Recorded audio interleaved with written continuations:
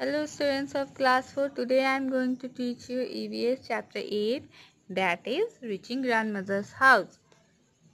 17th May night. After our long train journey we reached Kottayam in the night. Valiamma's house was not far from the station and we had to take 2 auto rickshaws to get there. By then I was very sleepy and did not even wait to eat anything. I took a bath and slept. I thought I had just fallen asleep when Amma woke me up again. We got ready, took our luggage and went to the bus stand. Valiamma's family also came with us. We were 10 people and had a lot of luggage too. 17 मई की रात को long train journey के बाद हम लोग कोट्टायम पहुँचे। वलियम्मा, बच्चों ये मलयालम वर्ड है जो मम्मी की बड़ी बहन को जैसे हम लोग मौसी बोलते हैं वहाँ वलियम्मा बोलते हैं। ज़्यादा दूर नहीं था और हम लोग 2 ऑटो रिक्शा लेते हैं, उनके घर जाते हैं। वो ओमाना इतना थक जाती है जिसकी वजह से वो कुछ खाती भी नहीं है। वो डायरेक्ट जाती है, बात करती है, मतलब नहाती है और सो जाती है। उसे लगता है कि वो सोई भी नहीं थी कि उसकी अम्मा जो है उसे उठा देती है और बोलती है हम लोग रेडी होते हैं और लगेज लेके बस स्टैंड चलते हैं। Valiyamma family also come with us. Valiyamma यानी उनकी जो बड़ी मौसी थी उनकी भी फैमिली ओमाना के साथ थी। इन लोग दोनों फैमिली मिला के 3 पीपल हो गए थे और उनके पास क्या थे, बहुत सारे सामान थे। The bus conductor came and up about tickets for all of us. We managed to get seat. As it went along, the bus got very crowded.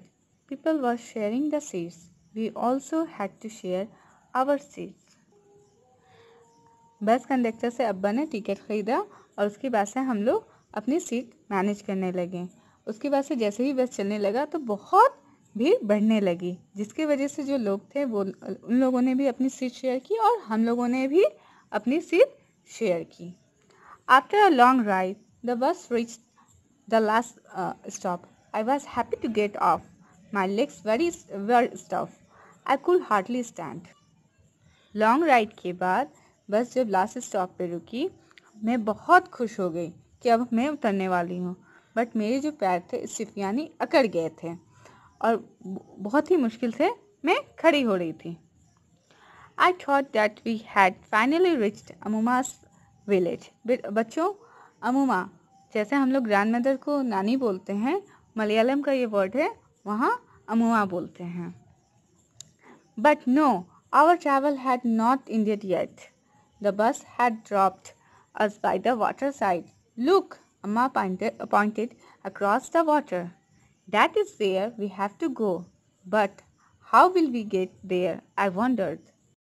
मुझे लगा कि मैं फाइनली अपनी नानी के घर पहुंच गई हूँ, बट मैं नहीं पहुंचती हूँ क्योंकि जो बस जहाँ पे रुकी थी वो पानी का किनारा था। अम्मा बोलती हैं कि हमें ये पानी का जो किनारा है उसे क्रॉस करके दूसरे पार जाना है, तो मैं सोचती हूँ कि हम लोग कैसे जाएंगे। Just then I saw a boat coming. There is a ferry, Amma said. Immediately a big crowd of people started getting off, school children, men, women, all with their own packets and luggage. Amma explained that the ferry was used by people to cross the water and reach the other side. मैं जैसे ही सोचती हूँ कि मैं उस पार कैसे हम लोग जाएंगे, वैसे ही अम्मा बोलती हैं कि वो देखो फेरी, यानी बच्चों ये वहाँ ट्रांसपोर्टेशन में यूज़ होता है एक पार से दूसरी पार जाने के लिए। तो वहाँ जब फेरी आता रहता है तो बहुत भीड़ रहती है उसमें। वहाँ मैं देखती हूँ उसमें कि बच्चे जो हैं उस फेरी से उतरते रहते हैं, मेन जो हैं, वीमेन जो हैं, औरतें अपना अपना सामान और लगेज लेके उतरती रहती हैं। अम्मा जो है उन्होंने बताया ओमाना को कि यहाँ फेरी यूज़ होता है एक पार से दूसरी पार जाने के लिए। As soon as the ferry got empty, the big rush started from our side. Everyone had to pay the fare before getting on. Very soon the ferry was full. It started off again. जैसे ही फेरी खाली होती है वैसे ही जो big rush है, जो लोगों का झुंड था, वैसे ही उसके ऊपर चढ़ने लगता है, फेरी के ऊपर।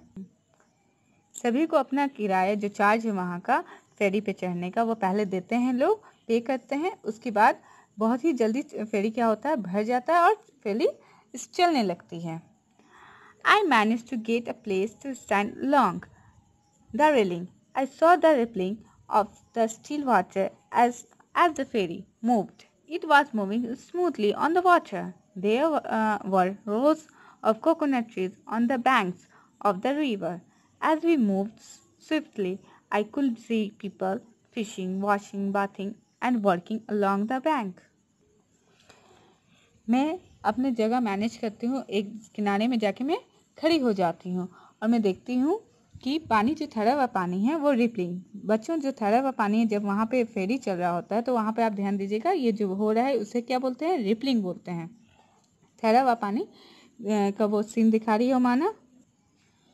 और यहाँ पे ओमाना देखती है कि बैंक्स यानी किनारा, नदी के किनारे क्या क्या है, रिवर के किनारे कोकोनट ट्री है और क्या है, धीरे धीरे जैसे जैसे फेरी बढ़ रही है, फिशिंग पीपल फिशिंग मतलब मछलियाँ पकड़ रहे हैं, washing, bathing and working long the banks, सभी लोग रिवर के किनारे अपना अपना काम कर रहे हैं, कोई कपड़ा धो रहा है, कोई नहा रहा है, इस टाइप से। बच्चों, अमाना फेरी से कोकोनट ट्री किनारे में बैंक यानी रिवर के किनारे जो जो चीज़ दिखती है वो बताती है। अब हम लोग आगे पढ़ेंगे। Just before the sun disappeared into the water, the ferry reached the island and stopped. It was time for us to get off. At last, we reached Amuma's place. What a long and interesting journey it has been. जैसे ही सूरज ढलने वाला था, उससे पहले क्या होता है, हम लोग पहुंच जाते हैं, फेरी रिच यानी पहुंच जाती है और हम लोग क्या होता है, फाइनली अपनी नानी के घर पहुंच जाते हैं। कितना इंटरेस्टिंग और लॉन्ग जर्नी था बच्चों। आप लोगों ने देखा ओमाना की पूरी जर्नी, होल जर्नी के बारे में पढ़ा, ओमाना ने किस किस स्टेट से होते हुए उसने ट्रैवलिंग किया और उसके बाद से क्या क्या वहाँ उस स्टेट का फेमस है, सब कुछ आप लोगों ने पढ़ा और फाइनली आज ओमाना की जर्नी अपनी नानी के घर वो पहुँच जाती है। That's all for today. Stay home, stay safe. God bless you.